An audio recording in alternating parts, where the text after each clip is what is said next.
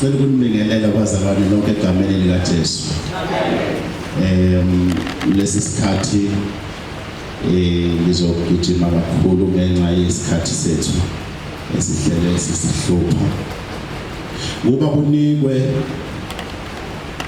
okholwayo egameni likaJesu,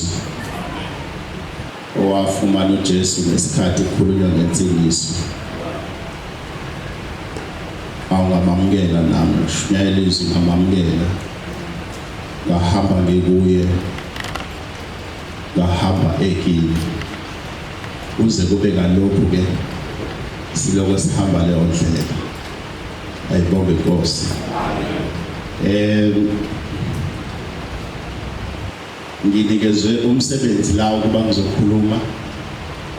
Unkosikazi wami lokethi kodwa lesihloko. Amen.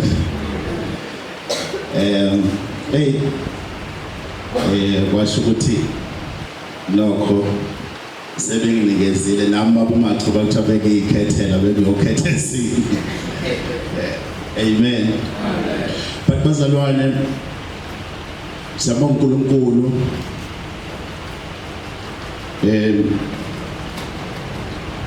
ukuthi namhlanje kwenzeka lenkonzo uDlamini bekhuluma ngayo izolo. A partnership between the elders and the youth. Amen. If you look at isihloko lesi uzosibuza ukuthi unike ushadi izolo usekhuluma ngendaba yasemshadweni kanjani. Amen. Kwenzeka leyanto ke yembazo bakhona ababonisi la, they can correct me, bangikhulume ngize ngibe something that is great. Amen. So ngizokhuluma ngibalance ngabo. Ayibonga Nkosi.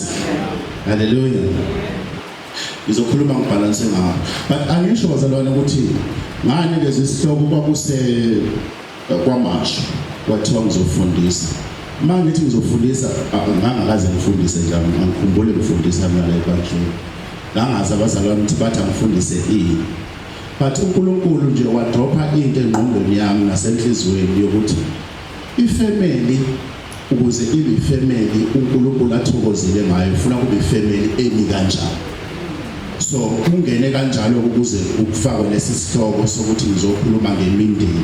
Nami ngiyasesaba imindeni into enkulu kakhulu. Ayibonga Nkosi. But then I choose to continue ukukhuluma ngaso ngoba sine interest. So please ngiyacela ukuthi ningibekezelele. Ngicela abantu aba-5 nje baphuthumela phambili siqale sifunde izwi leNkosi. Mhlawumbe oqala angifundele